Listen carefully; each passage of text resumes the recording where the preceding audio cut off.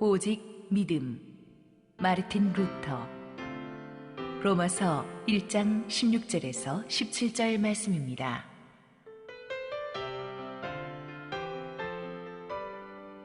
내가 복음을 부끄러워하지 아니하노니 이 복음은 모든 믿는 자에게 구원을 주시는 하나님의 능력이 됨이라. 먼저는 유대인에게요 그리고 헬라인에게로다.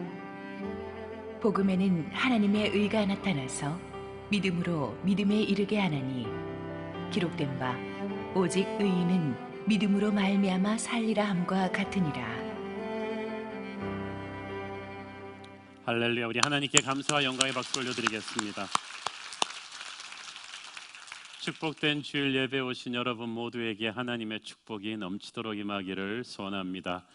오늘 또 우리 종교개혁 500주년 기념 주제 설교, 우리 또 두 번째 시간입니다. 우리 마틴 루터에 대한 강의 설교를 또 시작하기 전에 우리 함께 기도하겠습니다. 사랑의 하나님, 은혜를 감사합니다.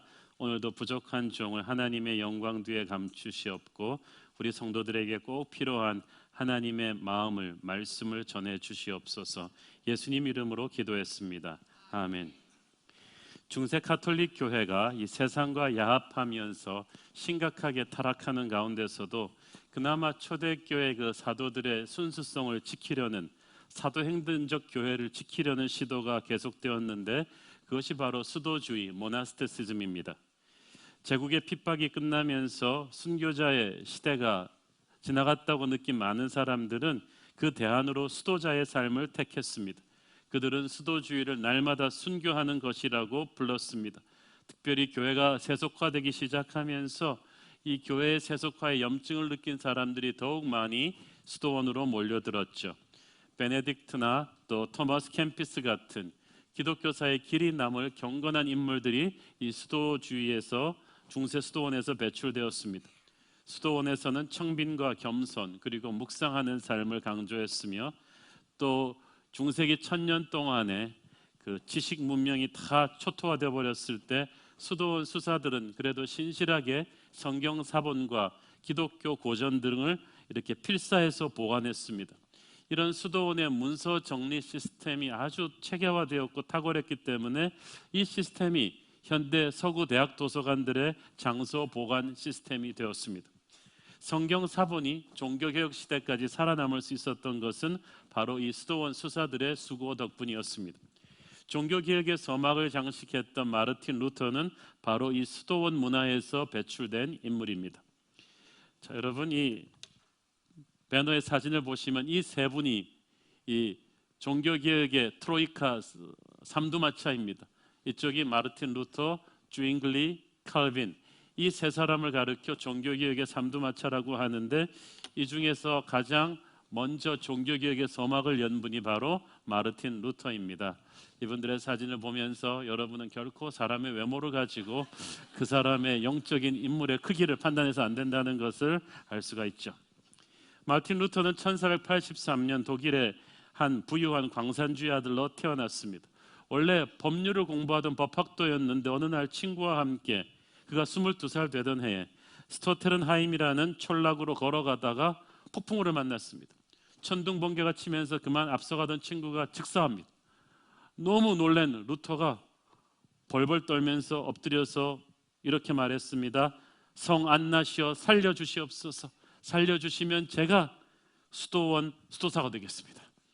그렇게 해서 살아난 그는 2주 후에 실제로 어거스틴 수도원의 사제가 되죠.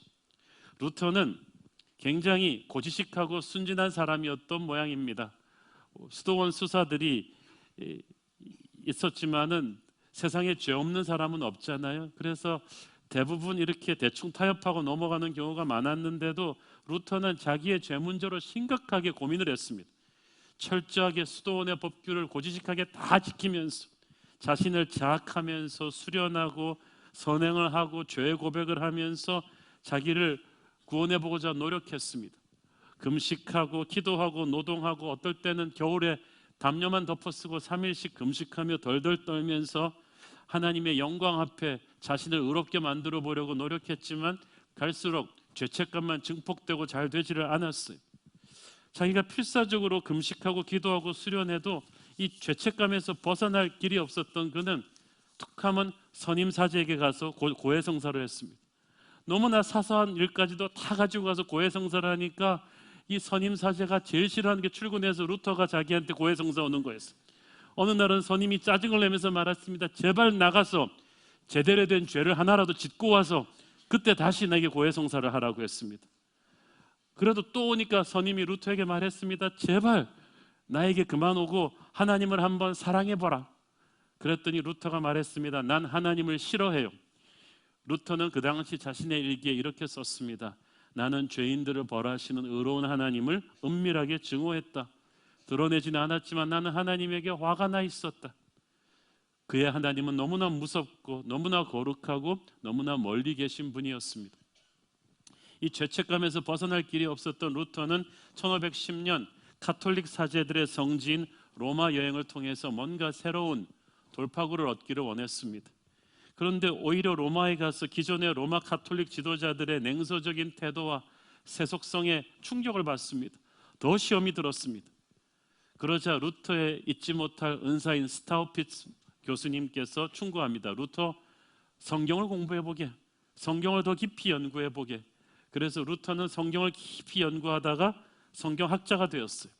30세의 나이에 비텐베르크 대학에서 성경 교수가 되었습니다. 그리고 1515년 성경을 깊이 읽어 내려가던 그는 십자가상의 예수님이 나의 하나님 어찌하여 나를 버리셨나이까 라고 울부짖는 모습을 읽으면서 우리를 대속하신 구세주의 사랑에 감동을 받습니다. 그래서 은혜에 촉촉히 젖은 심령으로 성경을 더 읽어가다가 로마서에 이르러서 큰 감동을 받습니다. 로마서 1장 17절입니다. 오늘의 본문이죠. 복음에는 하나님의 의가 나타나서 믿음으로 믿음에 이르게 하나니 기록된 바 오직 의인은 믿음으로 말미암아 살리라 함과 같으니라. 오직 의인은 믿음으로 말미암아 살리라. The righteous shall live by faith. 종교개혁의 모토가 되는 유명한 성경 구절입니다. 이를 통해서 루터는 무릎을 칩니다. 그래, 내가 아무리 선행을 하고 내가 아무리 금식을 하고 내가 노력한다고 구원을 나의 행위로 쟁취할 수 있는 것이 아니구나. 인간은 그리스도의 보혈의 공로를 믿는 믿음으로만 말미암아 구원받는구나. 오직 십자가 은혜만이 나의 죄를 없애고 악의 권세에서 나를 구원할 수가 있구나. 나는 그 그리스도의 은혜를 믿음으로 누리기만 하면 되는구나. 이것이 바로 루터가 도달한 유명한 그 결론이죠.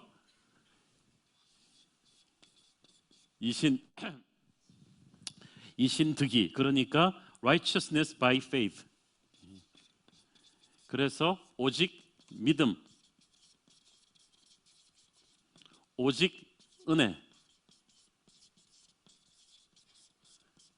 우리는 오직 믿음으로, 오직 은혜로 구원받는다는 이 교리에 도달합니다. 이것은 로마 가톨릭 교회가 그동안 1000년 동안 가르쳐온 구원론에 도전하는 것이었습니다. 루터는 오직 믿음으로 구원에 이른다고 했는데 가톨릭은 이때까지 어떻게 가르쳤냐 하면 믿음 플러스 선행을 해야 구원에 이른다고 가르쳤어요. 그러면 가톨릭이 말하는 선행은 뭐냐? 진짜 착한 일이에요. 이웃을 구제하고 이렇게 헌금하고 하는 착한 일이고, 또 하나는 교회가 가르치는 교회 순종하고 교회 교리를 순종하는 거였어요. 세 번째가 중요한데 가톨릭 교회 7가지 성례를 충실하게 행해야만 했어요. 이것들을 다 착실하게 다 해야 선행, 믿음 플러스 선행이 되어서 구원에 이르는데, 중간에 이걸 잘 못해서 교회에 노염을 사서 출교당하거나 하면은 구원을 잃어버릴 수도 있어요. 그래서 평생 이 가톨릭에서는 이 구원이 잃어버릴 수도 있기 때문에 불안해요. 왜냐하면은 구원의 베이스가 그리스도의 보혈의 공로만이 아니라 거기다가 플러스 나의 선행이 조건부기 때문에 내가 선행을 조금이라도 못하면 구원을 잃어버릴 수도 있는 불안한 거예요.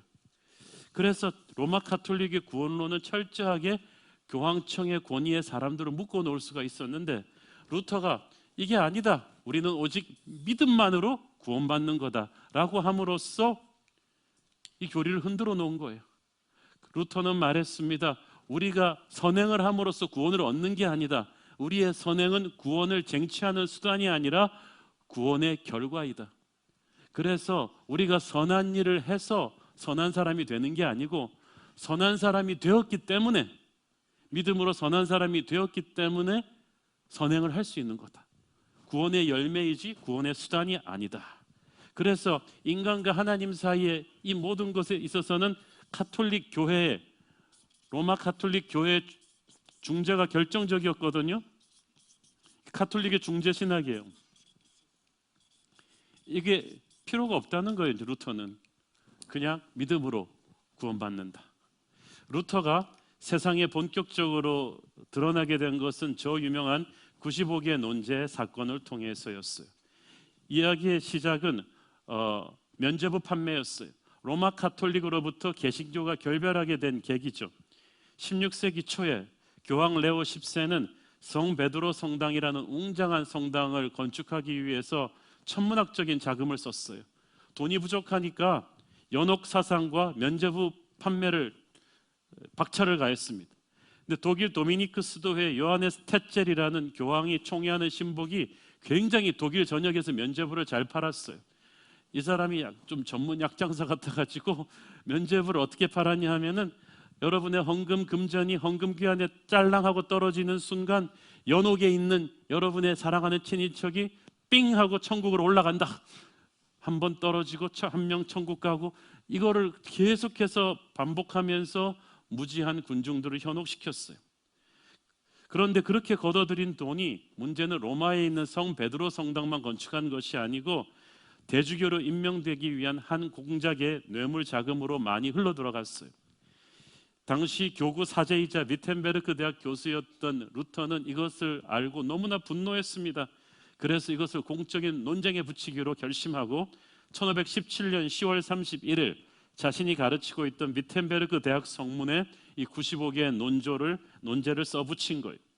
당시 루터가 34세, 34살 되던 해였는데, 그 당시 학자들은 논란거리가 되는 주제에 대해서 대화나 토론을 시작하려면 이렇게 대학 정문 옆에다가 이렇게 쫙 자기의 논제를 써붙이고 시작했어요.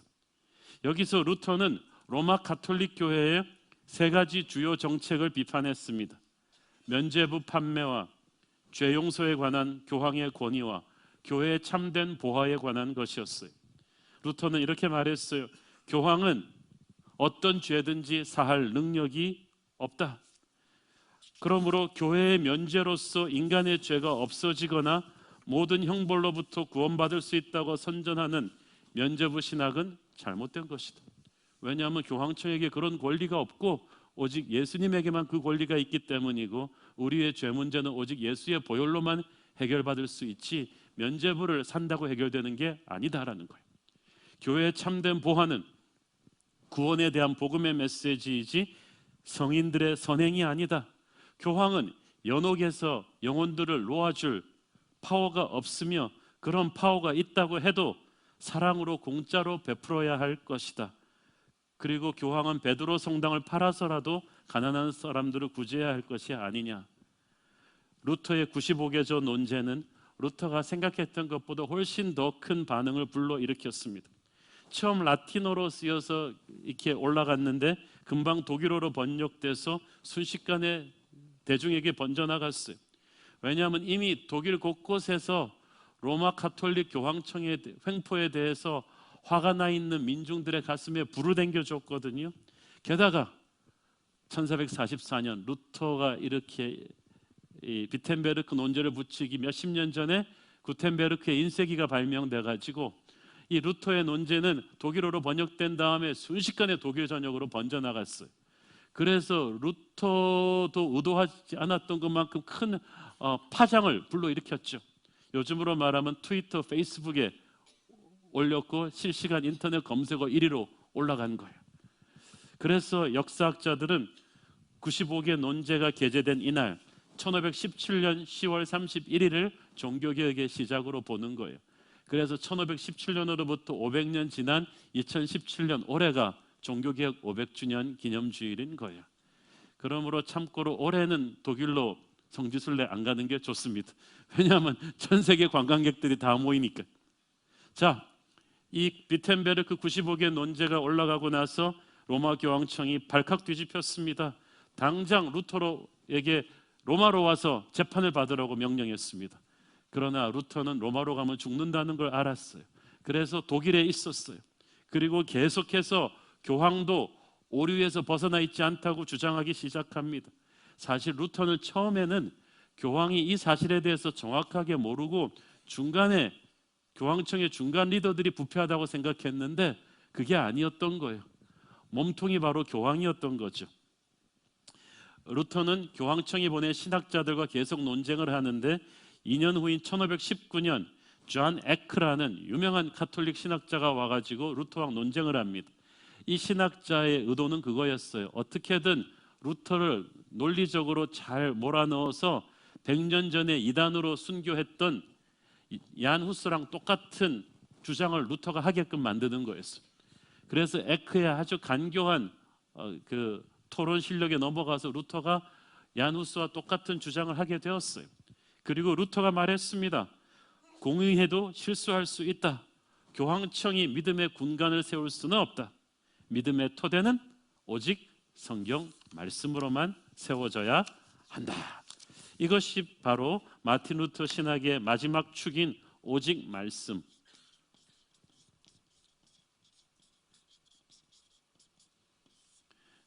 이 이제 완성이 되는 거예요. 자, 루터의 오직 믿음, 오직 은혜, 오직 말씀 이 신학이 가져온 또 하나의 충격은 루터는 가톨릭이 1000년 동안 신성시해온 이 7가지 성례, 이 7가지 성례를 반드시 해야 구원받을 수 있다고 하는 성례 신학을 정면으로 도전했습니다. 로마 가톨릭 교회에 성당 다니다 오신 분들은 가톨릭 교회가 지금도 필수하고 있는 7가지 성례를 아실 것입니다. 첫째는 세례, 특별히 유아 세례, 태어남을 축복하는 성례죠. 견진 성사, 컨포메이션은 성인이 되었음을 확인해 주는 성례입니다. 고해 성사, 페넨스는 살아가면서 우리가 죄를 사제에게 고백해서 하나님께 나가는 행위입니다. 성만찬, 평생 우리가 영적인 성장을 위해서 반복되는 성례죠. 혼인 성사, 결혼식이죠. 종부 성사, 임종 때 죽을 때 하는 기름 부심의 성례죠. 그 다음에 수도제도, ordination, 성직자 제도, 가톨릭 교회를 만드는 영적인 조직이에요. 가톨릭 교회는 구원의 은혜가 이 7가지 성례를 우리가 착실하게 따를 때 온다고 가르쳤어요. 그런데 여러분 보세요. 이 7가지 성례의 중요한 것은 가톨릭의 중재해요. 이 7가지 성례는 요람에서 무덤까지 인생의 중요한 스테이지에서 모든 과정마다 반드시 교황청이 사제가 개입해야 된다는 거예요.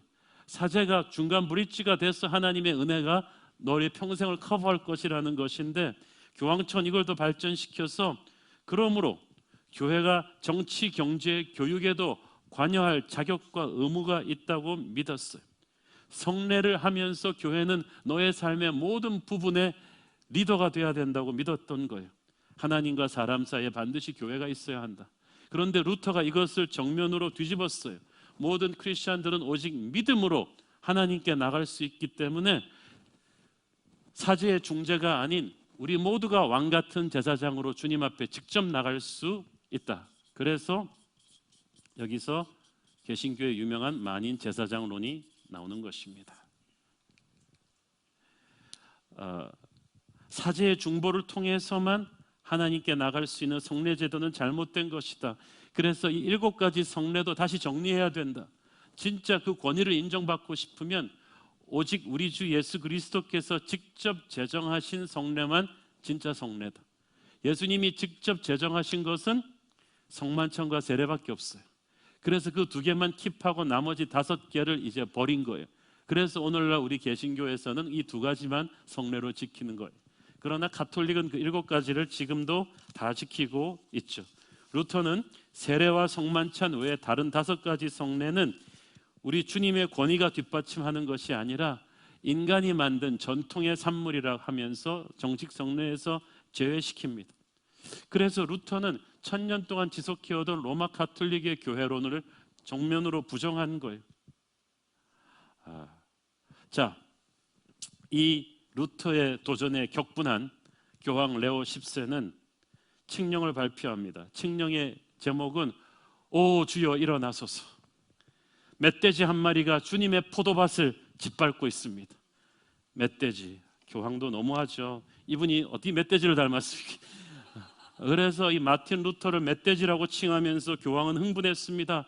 그리고 그 칙령을 루터에게 보내는데 만약 60일 내에 너의 모든 주장을 철회하고 회개하지 않으면 너는 파문당할 것이다. 그러면서 루터의 모든 저서들을 불태우기 시작합니다. 루터가 그럼 얌전하게 네 회개합니다 그랬을까요? 루터는 1520년 12월 10일 교황의 그 칙령을 들고 위텐베르크 시청 광장 앞에 나갔습니다. 시민들이 모두 지켜보는 앞에서 그것을 찢고 불태웠습니다. 그리고 로마 교황청의 모든 법전을 불태웠습니다. 너희들이 나의 책을 불태웠으니 나도 교황청의 책을 불태울 것이다. 격분한 교황은 공언한 대로 루터를 파문해 버렸습니다. 그렇지만 루터는 로마로 갈 걸 거부했기 때문에 교황청은 끊임없이 신학자를 보내서 루터와 신학적인 논쟁을 통해서 루터를 꺾으려고 했습니다마는 이게 노이즈 마케팅이라고 점점 루터를 더 유명하게 만들어주는 결과만 낳고 말았어요. 신학 논쟁을 할 때마다 그것은 다 팜플렛에 인쇄가 되어서 또 구텐베르크의 인쇄기를 거쳐서 독일 전역에 뿌려지면서 이름 없는 어거스틴 수도원 수사였던 루터는 하루아침에 교황과 필적하는 큰 인물로 독일 전역에 알려지게 되었어요. 이 교황은 더 이상 참지를 못했습니다. 1521년 4월 신성 로마 제국 황제 찰스 5세를 압박해서 루터를 보름스에서 열린 제국 의회에 소환하게 했습니다. 루터를 거기서 불러서 공식적으로 자신의 논제를 철회하게 하라. 공중 앞에서 교회와 기독교 제국에 대한 자신의 불경스러운 주장이 잘못되었음을 인정하면 모든 죄를 용서하겠지만 그렇지 않으면 끝이다. 이게 최후 통첩이다. 그래서 사실은 루터가 보름스로 가는 것도 많은 친구들이 말렸습니다. 100년 전에 얀 후스처럼 잡혀서 순교당할까 봐. 그래서 이 신성 로마 제국의 찰스 황제는 루터의 신변 안전을 약속한다. 보름스에 있을 동안은 약속한다고 했어요. 루터는 보름스로 갔어요. 그리고 하루를 기도한 끝에 재판정에 나가서 담대하게 선포합니다. 나의 양심은 하나님의 말씀에 사로잡힌 바 되었다. 나는 나의 주장을 철회할 수도 없으며 하지도 않겠다. 왜냐하면 하나님의 말씀에 사로잡힌 내 양심에 불복하는 일은 옳은 일이 아니기 때문이다. 안전한 일도 아니기 때문이다. 그러므로 하나님이여 나를 도우소서. 아멘. 교황은 로마 제국 황제에게 루터를 화형시키라고 펄펄 뛰었지만 황제는 거기까지는 가지 않고 루터의 저작들이 불법이며 앞으로 루터는 제국과 교황청으로부터 파문당했으니 루터를 도와주는 모든 사람들도 함께 단죄될 것이라고 선언했습니다. 이제 루터에게는 절대절명의 위기가 닥쳤어요. 황제는 약속대로 보름스에서는 신변 안전을 보장했지만 이제 제국과 교황청이 파문시킨 이 루터는 돌아가는 길이 더 문제였어요. 이 결정은 제국의 누구든지 루터를 마음대로 죽여도 괜찮다는 허락이나 다름없었기 때문이죠. 돌아가는 길에 가톨릭이 보낸 자객들과 또 제국이 보낸 자객들이 언제 루터를 죽일지 모르는 살벌한 상황이 되어버렸는데 루터는 할 수 없이 집으로 돌아가야만 했습니다. 그러나 하나님은 기적같이 루터를 보호하셨습니다. 교황과 황제가 루터를 단죄해서 루터의 목숨이 위태로운 가운데 루터가 돌아가고 있다는 것을 안 한 인물이 있었는데 바로 그 지역 작센 지역의 군주 현명한 프레데릭이었습니다. 루터의 보호자이기도 했던 그는 집으로 돌아가는 루터를 가톨릭의 자객들이 죽이기 위해서 달려든다는 것을 간파하고 자기의 신복 기사들을 급파해서 가톨릭 자객들이 루터를 잡기 직전에 루터를 납치합니다. 그래서 루터는 누구한테 납치됐는지도 몰랐어요. 가면을 확 씌우고 그대로 마차에 집어던져진 채로 어딘가로 끌려가 버렸습니다. 그래서 독일의 높은 고산지대에 위치한 아이젠하우의 발트부르크 성으로 데려간 것입니다. 지난번 종교개혁 종지순례 가서 제가 찍은 것입니다. 잘 찍지 않았습니까? 오늘 쓰려고 찍어왔습니다. 거기서 프레데릭은 루터로 하여금 수염을 기르게 하고 이름도 바꾸고 완전히 신분 세탁을 해버린 거예요. 저렇게 만들었어요. 그래서 많은 사람들은 루터가 가톨릭에게 죽었다고 생각했는데 죽은 게 아니라 발트부르크 성의 작은 방에서 10개월 정도 죽은 듯이 지내면서 저기서 신구약 성경을 번역했어요. 할 일이 없었기 때문에 성경을 번역한 거예요. 그리고 10년 뒤인 1534년에 루터가 번역한 신구약 독일 성경이 출간됩니다. 이것이 50만 부가 넘게 독일 전역에 깔리면서 독일 사람들이 처음으로 자기 나라 말로 읽는 성경이 되죠. 이때 루터는 가톨릭의 라틴어 성경에서 외경이 성경에 포함되어 있어서는 안 된다는 것을 결정하고 빼버립니다. 그래서 오늘날 우리 개신교 성경에 외경이 없는 거예요. 자, 죽음의 위협 앞에서 그 고성에서 갇혀 지내면서 도피 생활을 한 경험으로 마틴 루터는 훗날 내 주는 강한 성이요 라는 찬송가도 그때 짓게 되죠. 1522년 3월 루터는 비텐베르크로 돌아왔고 수도원을 떠나서 42살의 나이에 16살 어린 신부 수녀 출신의 캐서린 보라와 결혼해서 무려 6남매를 두셨습니다. 신성 로마 제국과 교황청으로부터 루터를 죽여도 좋다는 명령이 내려져 있었지만 그는 프레데릭의 보호 안에서 25년 동안에 평화롭게 살 수 있었죠. 그렇지만 그때부터 독일을 비롯한 유럽 전역은 가톨릭과 개신교들 사이에 피비린내 나는 이제 종교 전쟁으로 시달리게 됩니다. 그러다가 1526년 신성 로마 제국의 황제가 스파이어 의회를 소집합니다. 논지는 이제 그만 싸우자. 그래서 그냥 각 영토의 영주들이 그 사람의 종교에 따라서 그 영토의 종교를 결정해 주게 하자. 루터교 영주가 있으면 그 동네 사람들은 다 루터교 믿어라. 가톨릭 영주가 있으면 그 동네 사람들은 다 가톨릭 믿어라. 그리고 서로 싸우지 말자. 그런데 신성 로마 제국 황제가 이 스파이어 의회에 이걸 주장한 것은 진짜 평화를 원해서가 아니라 속내로는 그냥 루터교를 다 몰아내고 싶었지만 이 지금 신성 로마 제국 서쪽으로는 프랑스군이 동쪽으로는 오트만 모슬람군이 언제 쳐들어올지 모르는 상황이었기 때문에 이 내전이 길게 되는 걸 감당할 수가 없었어요. 그래서 잠시 평화한 건데 이 평화하는 사이에 덴마크, 스웨덴 전부 다 루터교로 다 넘어가 버렸어. 그러니까 이 신성 로마 제국 황제랑 교황청이 가만 보니까 이게 안 되겠거든요. 그래서 2차 스파이어 의회를 또 소집했어요. 1529년 3년 뒤에. 논지가 뭐겠어요? 3년 전에 결정 취소. 아니다. 독일 내의 모든 영주들은 가톨릭에 순응해야 된다. 그랬더니 루터교 영주들이 화가 난 거예요. 왜 이렇게 말 바꾸기를 하냐? 그러면서 교황청과 황제의 결정에 항거하고 나온 이 사람들의 이름을 프로테스탄트, 항거하는 사람들.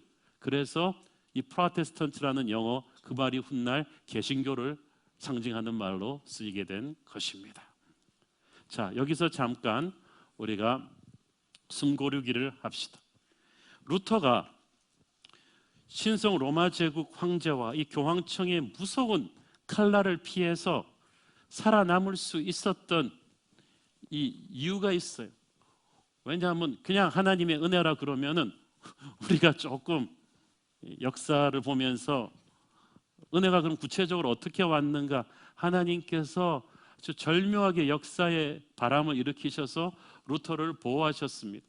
자, 지난주에 우리가 배웠듯이 1517년에 우리 종교개혁이 시작되었는데 그래서 이 16세기가 종교개혁이 본격적으로 시작된 데인데 그 전에 15세기 그리고 14세기가 굉장히 중요한 일들이 일어나요. 14세기 중반에 유럽의 흑사병이 터집니다. 이 흑사병을 통해서 유럽 인구의 3분의 1이 죽습니다. 아주 끔찍한 일이 벌어지는 거죠. 이 흑사병을 통해서 이 유럽 인구의 3분의 1이 죽어나가는 이 끔찍한 상황 속에서 신성 로마 제국이 아무것도 못합니다. 교황청이 아무것도 못합니다.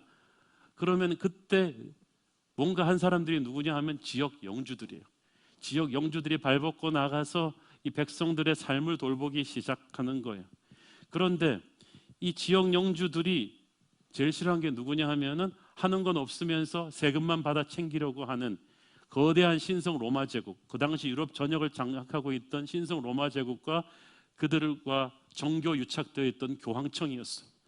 그러니까 이 백성들이 사고가 났을 때는 아무것도 도와주지 않던 교황청과 신성 로마 제국이 각자 세금만 무지 걷어가니까 이 독일 지역 영주들과 백성들은 너무 화가 나는 거예요. 그래서 항거해서 독일의 운명은 독일인 스스로의 손으로, 우리는 로마 제국의 간섭도 싫고 교황청의 간섭도 싫은데 이 벗어날 명분이 없어요. 특히 교황청이 백업하고 있으니까 이 제국과 교황청에 대들었다가는 천년의 중세 가톨릭의 가르침에 따라서 교회로부터 출교당하면 천국에서 쫓겨나는 거잖아요. 그러면 무지한 백성들은 그렇게 쫓겨나면서까지 로마 제국과 교황청에 항거하고 싶지는 않아요. 그런데 마틴 루터가 기가 막힌 신학적 명분을 제공해 줬어요. 로마 교황청의 중재가 필요 없대. 우리는 오직 믿음으로 하나님께 나갈 수 있대. 그러므로 로마 교황청이 잘못 가르친 거야. 그들이 부패한 인본주의적 교회론을 잘못 가르친 거야. 야, 이 얘기를 듣는 순간 독일의 영주들은 환호성을 질렀죠. 그래, 바로 이거야. 그러니까 그 다음부터 루터가 보물단지 얘를 지켜야 돼. 이 사람이야말로 그리고 민중들에게 성경을 읽게 해서 가톨릭의 부패를 고발하고 신성 로마 제국에 항거할 수 있는 완전한 신학적 정치적 명분을 줬단 말이에요. 그래서 아까 말씀드린 현명한 프레드릭도 그런 독일 영주들 중에 하나였던 거죠. 또 하나는 흑사병으로 인해서 일어난 중산층 상인들의 급부상입니다. 흑사병이 일어나기 전까지만 해도 유럽은 농경사회의 중심이었어요. 농경사회는 이 농노들에게 땅을 준 지주들이 잡고 있었는데 이 지주들이 바로 로마 가톨릭 교황청의 돈줄이었어요. 서로 이렇게 상부상조하고 있었는데 흑사병으로 인해서 기름진 농토 다 잃어버리고 막 마을의 인구가 격감하면서 사람들이 장사 쪽으로 눈을 돌린 거예요. 그래서 15세기 중반부터는 새로운 형태의 경제가 유럽에 활성화됐는데 동방과 서방의 교역이 활발해지면서 마르코 폴로 아시죠? 새로운 상업 루트가 개척된 거예요. 이제는 인구가 밀집된 그 도시에서 상인들과 금융인, 전문 장인들이 모여 사는 그런 큰 도시와 마을들이 형성되기 시작했어요. 이제부터 거기에 돈이 몰린 거예요. 돈이 몰리니까 신성 로마 제국과 교황청이 거기다 눈독을 들이는데 상인들은 장사를 하면서 외부의 정보와 지식이 들어온 사람들이에요. 무지한 농민들처럼 막 끌려다니지 않아요. 그래서 항거하기 시작했어요. 그래서 로마 제국과 교황청에 대한 부당한 세금 수납에 반발하는 상인들과 독립을 원하는 민족국가 영주들의 뜻이 맞아가지고 이들이 또 루터와 개신교를 옹호하는 세력이 된 거죠. 세 번째가 르네상스입니다. 15세기 중반에 이제 르네상스라는 엄청난 예술 대폭발이 이태리 피렌체 지방을 중심으로 일어나는데 이거는 르네상스라는 말은 rebirth, 다시 태어난다는 뜻이죠.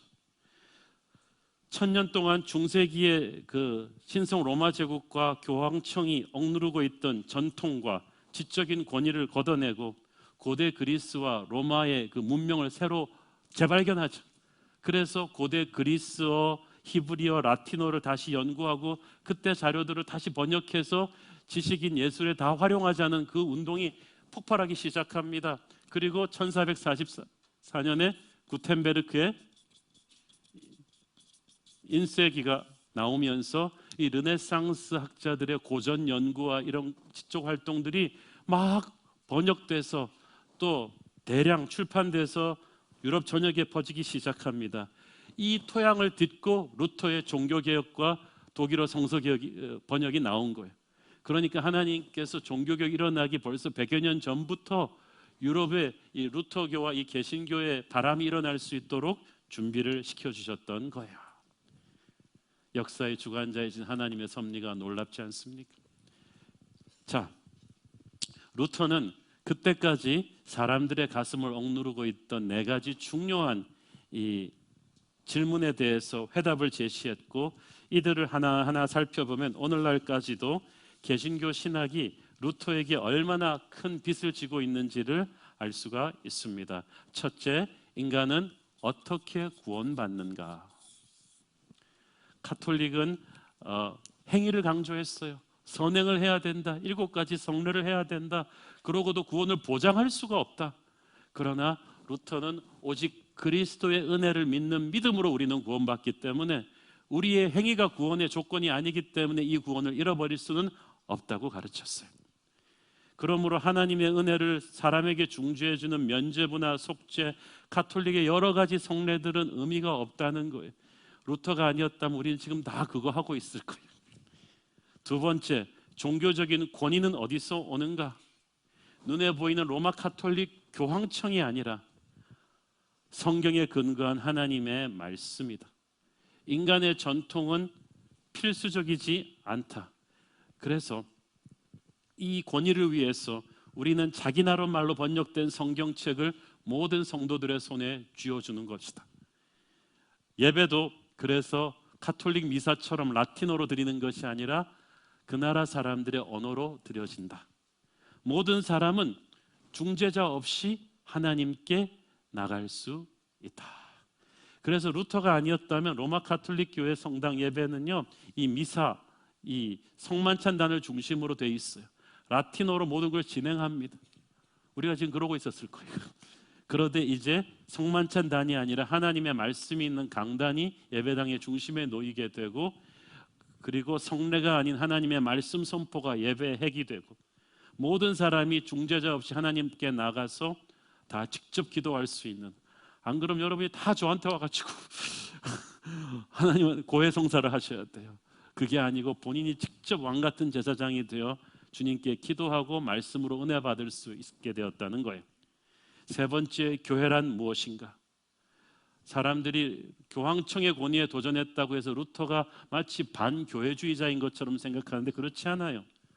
루터는 가톨릭 교황청의 부패한 리더십에 항거하긴 했지만 크리스천의 삶은 반드시 이 신자들의 공동체 안에서 이루어져야 된다고 믿었어요. 그래서 루터는 항상 교회 공동체를 Mother Church, 어머니 교회라고 불렀어요.